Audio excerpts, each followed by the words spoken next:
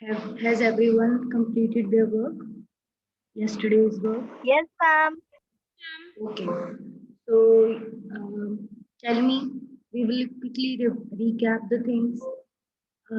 How will you separate the salt and ink dissolved in water?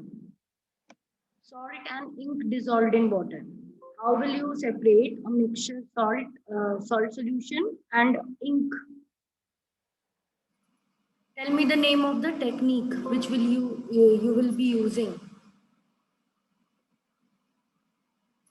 How is salt solution can be separated and how ink can be separated?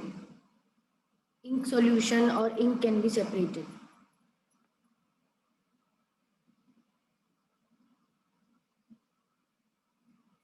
Ma'am, chromatography. Ink solution can be separated from chromatography. Very good, Ronik. Any method, anything else we can use other than chromatography?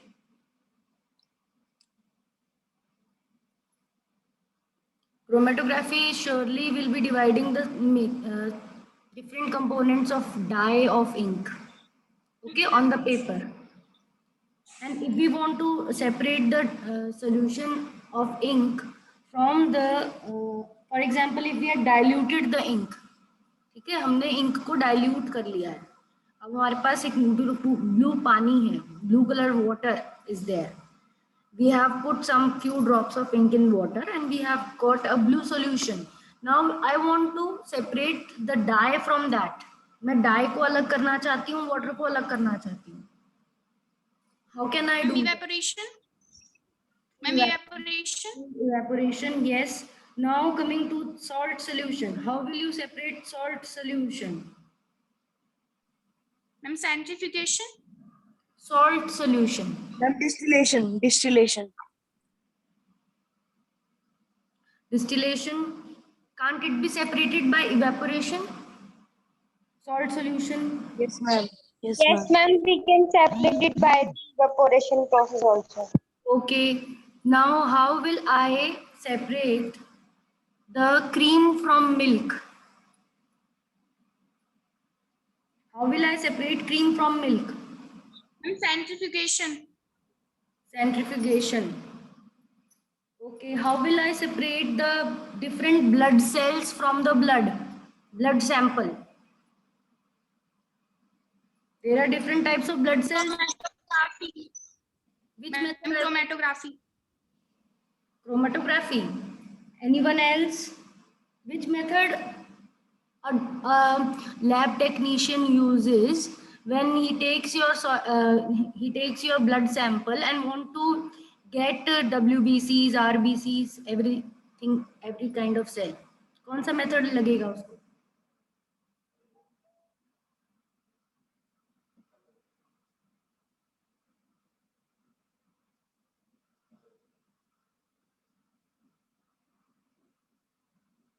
Whenever the number of or with the कह सकते हैं the size of the particle is very small. जब भी size of particle बहुत छोटे होते हैं और कह सकते हैं microscopic हैं, तो हम उनको कैसे अलग कर सकते हैं?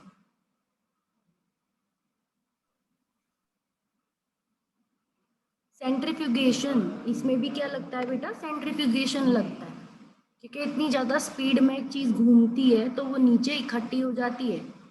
इन ट्यूब्स में हम ब्लड सैंपल भर देते हैं और ब्लड सैंपल के अलग अलग लेयर्स बन जाते हैं, WBC, RBC सबके. Clear? Yes, ma'am. Which method you will use to separate the salt and ammonium chloride mixture? If salt and ammonium chloride is what? Sublimation. Sublimation, by sublimation, yes.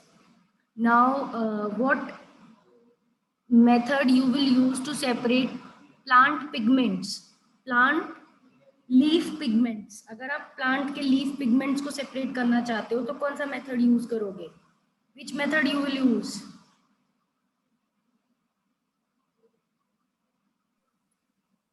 मैंने leaf लिया, leaf को मैंने crush किया, green colour का मुझे solution मिला। अब उसमें से मैं अलग अलग क्लोरोफिल्स को अलग करना चाहती हूँ, तो मैं कौन सा मेथड यूज करूंगी? Chromatography. Chromatography. Okay, good. तो इसका मतलब आपको जहां तक हमने सेपरेशन टेक्निक्स पढ़ाए थे वहां तक आपको समझ में आ गए हैं, ठीक है? Yes, ma'am. Yes, ma'am. Which method you will use to separate kerosene from water? Kerosene और वाटर के सोल्यूशन को अलग करोगे तो कौन सा मेथड यूज करोगे? Ma'am, decantation. Ma'am decantation. Decantation में कौन सी फनल यूज होती है? Which funnel is used? Which instrument is used? Which instrument is used in decantation? Which instrument is used in decantation process to separate kerosene from oil, kerosene oil from water? Ma'am funnel. Separating funnel, ठीक है? उसमें stop cock with a stop cock in it. Yes ma'am. Yes. Okay.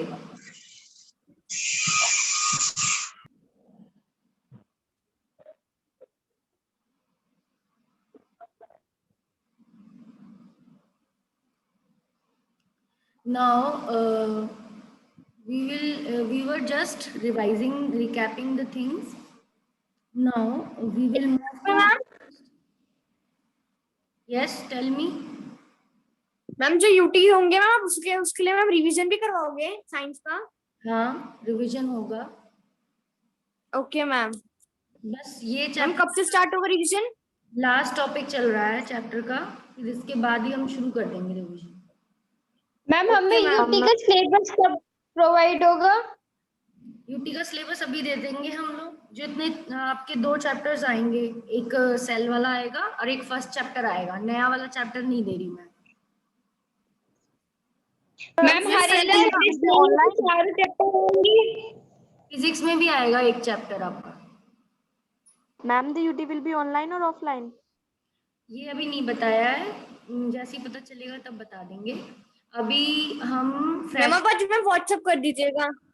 हाँ, मैं कर दूंगी। Fractional distillation का diagram देख रहे हैं आप सब लोग?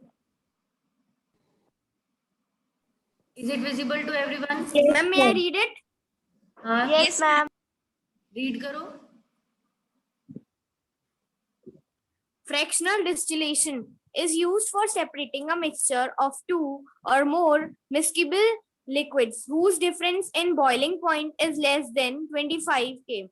The apparatus used for fractional distillation is similar to that used for simple distillation, except that a fractioning column is fitted between the distillation flask and condenser. The fractionating column has glass beads which increases the surface of the vapors to cool and condense. Fractional distillation is used for separating the components of petroleum, separating the different gases from air, etc.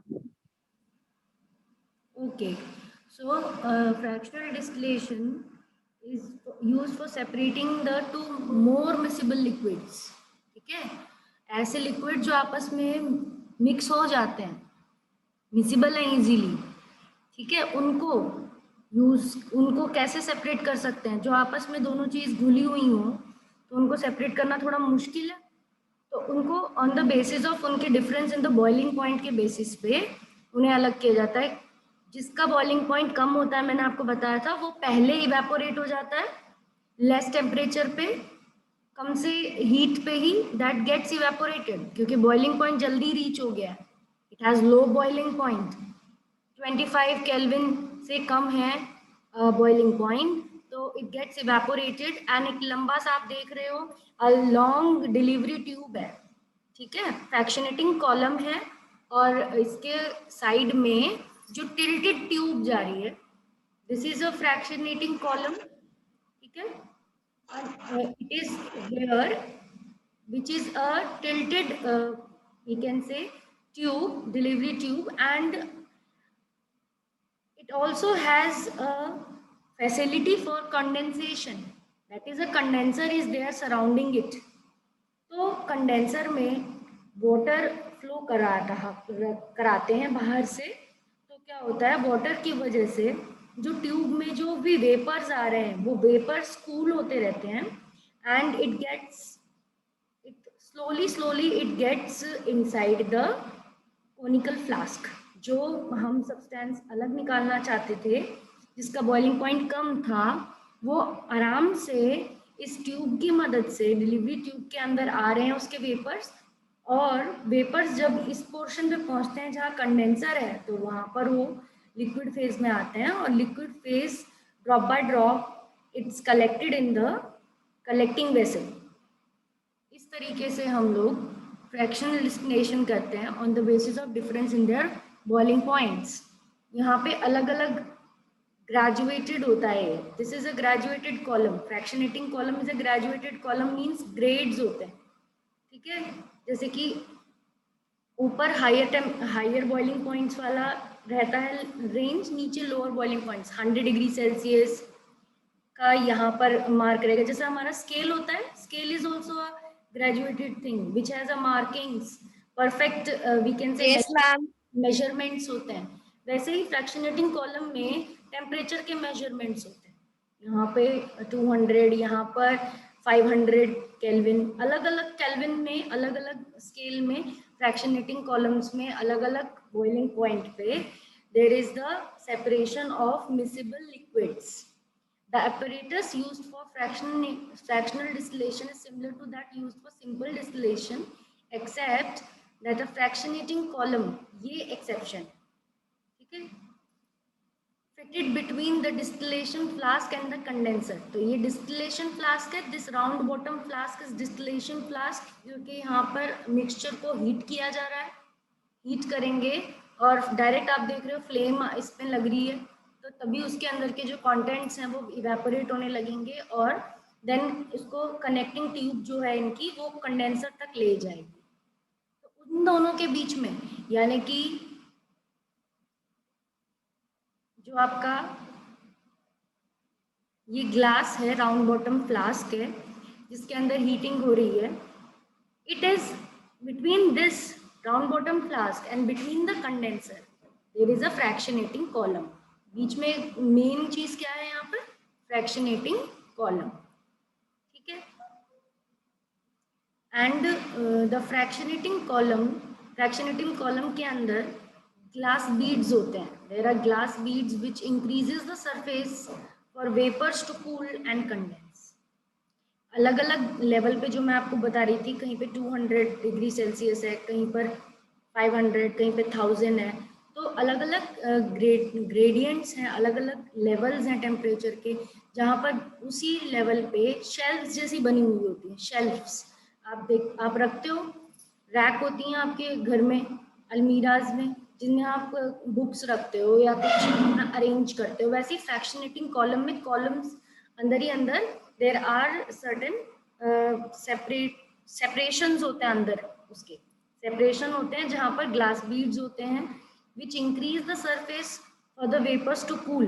और अलग अलग level पे अलग जो substance है जिसका boiling point, जो भी वैल्यू है जिसके बॉइलिंग पॉइंट की, वो अपने बॉइलिंग पॉइंट पे जाकर वेपराइज होकर वहां पर कलेक्ट होने लगता है. It get collected in that chamber. अपने अपने चेम्बर में वो कलेक्ट होता है. वहां से वो धीरे धीरे ट्रिकल होके ड्रॉप बाय ड्रॉप कलेक्ट कर लिया जाता है. तो इसी को बोलते हैं fractional distillation. Is it clear? Okay, ma'am. Yes, ma'am. Now, fractional distillation is used for separating the components of petroleum, separating the different gases from air. Crude oil, petroleum किससे बनता है? जो under sea. Ma'am, by different gases. petroleum, Ma'am, underground में ma'am हाँ, underground dead plants and animals होते हैं. या फिर अंडरग्राउंड या फिर अंडर वाटर यानी कि सी बेड से Ma'am, inside the seas, inside the deep seas. हाँ, ड्रिल से निकाला जाता है. That is the petroleum. the petroleum which is taken out from the sea floor. Okay. So this petroleum contain large number of we can say mixture of oils and plus gases also. आपको पता होगा कि Gases. Petroleum के mixture में आपका क्या बोलते हैं उसको, केरोसिन भी उसी में होता है, एलपीजी भी उसी में होती है मिक्स, क्रूड ऑयल में डीजल भी उसी में होता है, ये सब मिक्सचर क्रूड ऑयल में होता है, बट इससे पेट्रोलियम भी इसी में होता है। क्रूड ऑयल को ओलियम कहते हैं, बट उसके अंदर इम्प्योरिटीज भी होती हैं, प्लस डिफरेंट कंपोनेंट्स होते हैं आपके फॉसिल फ्यूल के, क्योंकि पेट्रोलियम बहुत ही ज़्यादा हैवी मॉलिक्यूलर वेट वाला एक बहुत ही ज़्यादा मिक्सचर है हाइड्रोकार्बन्स का, जिसके अंदर डिफरेंट तरह के हाइड्रोकार्बन्स हैं that can act as a very good quality fuel and of different nature, अलग अलग नेचर के फ्यूल उसमें मिक्सड है।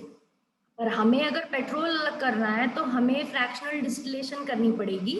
रिफाइनरी में जाता है ये क्रूड ऑयल, और वहाँ पे बड़े बड़े से फ्रैक्शनल डिस्टिलेशन की पूरी यूनिट्स होती हैं, उन यूनिट्स में पेट्रोलियम के मिक्सचर का सेपरेशन होता है और उससे गैसेस भी बनती हैं, उससे डिफरेंट ऑयल बनते हैं, गैसोलीन नाम का एक सब्सटेंस निकलता है, नेचुरल गैस एलपीजी, पेट्रोलियम निकलता है, डीजल निकलता है, ठीक है।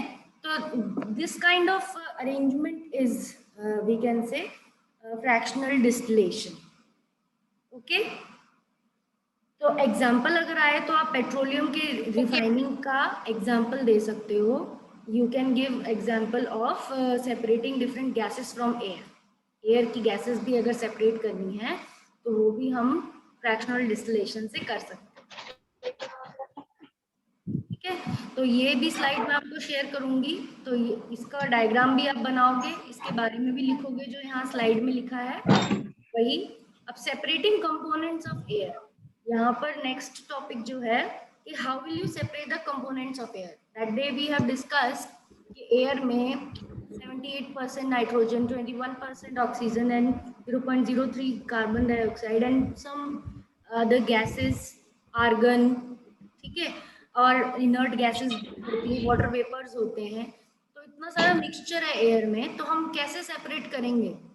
How will we separate the gases? Because gases भी हमें काम आती हैं, लिक्विड नाइट्रोजन हमें प्रिजर्वेशन में काम आती है, ठीक है। ड्राई आइस CO2 है, लो टेम्परेचर पे जो CO2 है ड्राई आइस, वो भी हमें काम आती है एज अ कूलिंग करने के लिए। आइस पैक्स जो होते हैं, किसी को बर्न हो जाए अगर या किसी को कोई इंजरी हो जाए तो आइस पैक जो लगाया जाता है, कोल्ड पैक जो लगाया जाता है, वो क्या ड्राई आइस होती है, CO2 से बनती है। तो अगर हम सेपरेट करेंगे तभी तो हमें मिलेगा। अभी ऑक्सीजन की इतनी नीड है कोरोना में, ऑक्सीजन कैसे सेपरेट की होगी उन्होंने, कैसे ना कैसे, या तो दो तरीके के प्लांट्स होंगे, इलेक्ट्रोलाइसिस से ऑक्सीजन बना रहे होंगे, या कोई उनके पास ऐसा सेपरेटिंग टेक्निक होगा जिससे गैसेस के अंदर से वो ऑक्सीजन को सेपरेट कर रहे होंगे, तब ऑक्सीजन सिलेंडर्स वो फिल कर रहे होंगे ऑक्सीजन प्लांट में। तो these are the things is given in your book how you will separate the mixture of gases। तो रीड करो, इसमें कोई एक बच्चा रीड करो इसे।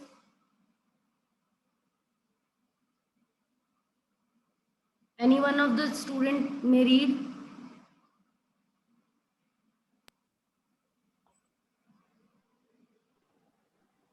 Air is a mixture of gases. The components of air can be separated by fractional distillation.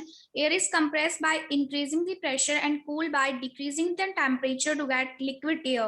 The liquid air is then allowed to warm up slowly in a fractional distillation column. Then the different components separate at different heights depending on their different boiling points. Okay, so air mixture of gases component air के separate किए जा सकते हैं। Air compress होती है increasing the pressure and cooled by decreasing temperature. Temperature अगर हम कम करते हैं या प्रेशर ज़्यादा करते हैं तो एयर क्या हो जाती है, लिक्विड में चेंज हो जाएगी। The liquid air is then allowed to warm up slowly in a fractional distillating column, ठीक है। तो ये मेन है, पहले तो कंप्रेशन से और टेम्परेचर से हमने एयर को क्या बनाया, लिक्विड बनाया, और फिर लिक्विड एयर को हमने स्लोली डिस्टिलेशन कॉलम में डाल दिया. We have put in fractional distillation column जिसमें उसका मिक्सचर सेपरेट हो जाएगा. डिफरेंट डिफरेंट हाइट्स पे, डिफरेंट डिफरेंट बॉइलिंग पॉइंट्स पे एयर के मिक्सचर सेपरेट हो जाएंगे. Okay, so this is flowchart. This flowchart you all should know, and you will be drawing this. I will be sharing this slide. So this is for today's class. I will be now ending the class. Okay. Okay, ma'am. Okay, ma'am. This is your last topic. This is your last topic, and purification of solids by crystal. This is the last topic. How will you make solids by crystal? I will share this also. Okay. So first you write down, then we will discuss this later on. Okay, ma'am.